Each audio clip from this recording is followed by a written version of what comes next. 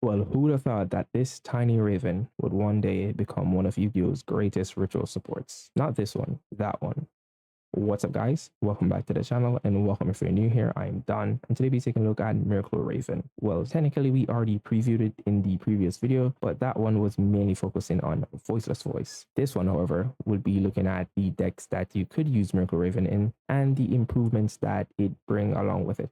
In my opinion, you shouldn't be playing anything less than 3 Miracle Ravens. You can play about 1 to 0 ready enough, right? So, because it's not that mandatory, unless you really want to be able to add Miracle Raven, or maybe there's a ritual fiend that's in your archetype that you want to add, then have at it. However, though, the reason why I think it's mandatory to be playing 3 Miracle Raven if you're testing out the package is simply because even if you open 2, you can always tribute one with the other, and then it will trigger the one that was tributed, and then that can add you any ritual monster in the game. So as you can see below, you have like 5 different archetypes that you can add ritual monsters from that are either good now or have the potential to be good in the future. It's pretty much as straightforward as the graphic that you're seeing on the screen. All right, let's get into some combos.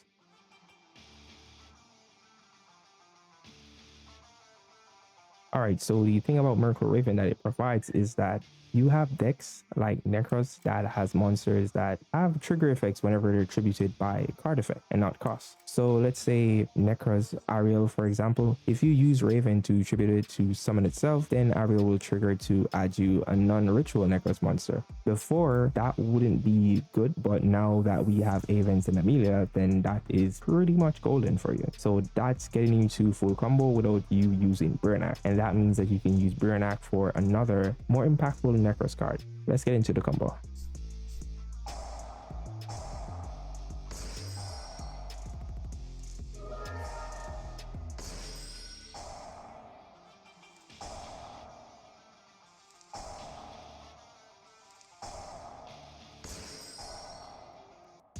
All right, so we usually would go Emilia into Brio into a red bear, but now that we have Raven on the field, we can just simply go directly into a red bear, using a red bear to tribute the Emilia, and then send the Divine Mirror to the grave in order to get our cycles, tributing the Raven, getting us a Brio, pretty much. And with this, we can do anything we want with a Brio, like let's say add Catastor to reborn the Emilia to go into a rank 4, or even Fiendsman combo.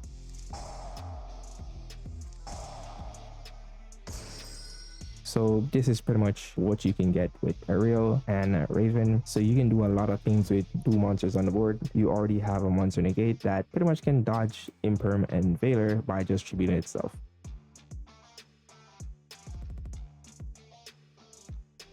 Alright, so you know I had to squeeze at least one more Nekroz combo. This is one that I haven't done before, so why not?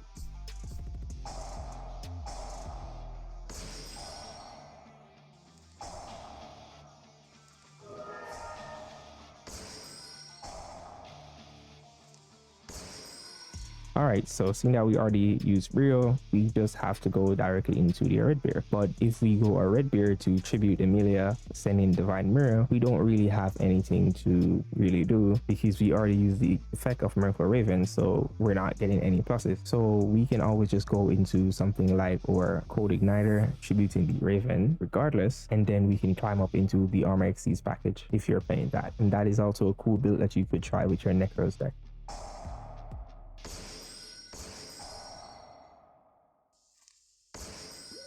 Alright, so you turn 2 Miracle Ravens into at least 2 interruptions. Not really bad.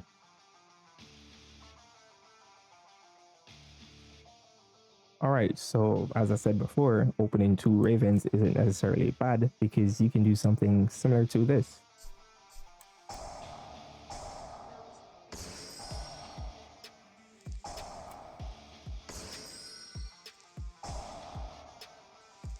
And the thing about that is, yes, while it's on the field, it can be used as the entire tribute, but seeing that Raven is a level 1, it doesn't really matter if you can just use it as the entire material regardless. And since it was tributed for a ritual summon, you then get the effect to add any ritual monster, which will get you to the Apakiri, and as you may know, that is full Mitsurugi combo.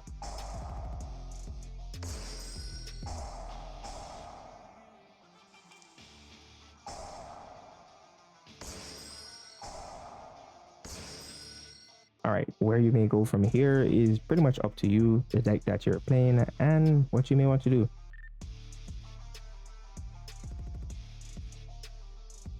Alright, so if you made it this far into the video, you can leave a like. If you want to see more videos from me, you can check out my channel. And if you want to see more videos from me in the future, you can subscribe to the channel. Alright, so let's get back into the video. Now for the final one, the one that I'm most hyped about. And the reason for that is this card is pretty much broken. And this is one of the only times that I would say that you really need like ready enough rights, unless you want to tribute a hand trap or something. But you'd need ready enough rights for this to be a 2-card combo. And that's simply because it provides a body for Raven, and then you can use Unformed.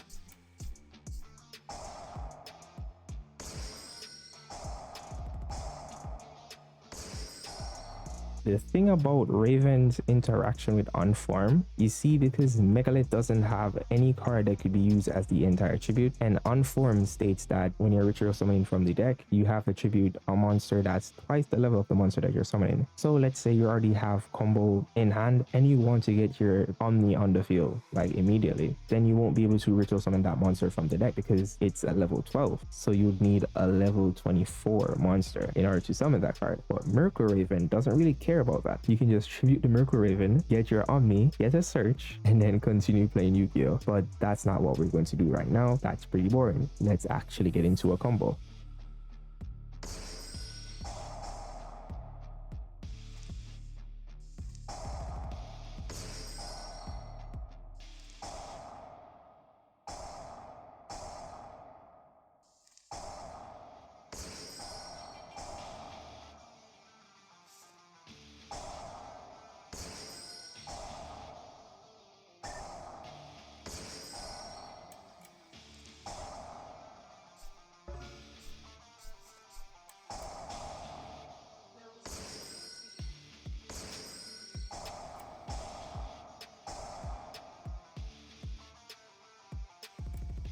Alright, so what we did there is Defuse spell added back a ritual from the grave, which is Raven, and the girl added back the level 12, and that's simply because we want to gain the level of the level 12 in order to ritual summon it in our opponent's turn using the quick effect, and we use the continuous spell to tribute one of our opponent's monster. You don't have to do that because you could always take the draw 2 and discard 1, drawing into probably more hand traps or any disruption that you would play.